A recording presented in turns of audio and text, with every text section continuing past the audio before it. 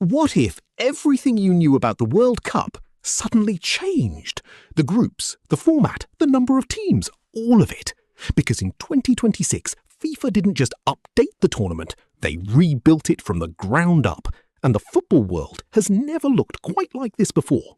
For nearly 3 decades, the World Cup lived by one golden rule. 32 teams, 8 groups, 1 champion. Clean, simple, and beautifully competitive. Fans knew the format by heart. Every 4 years, the same structure, the same drama, the same heartbreak. But then FIFA made an announcement that split the football world right down the middle.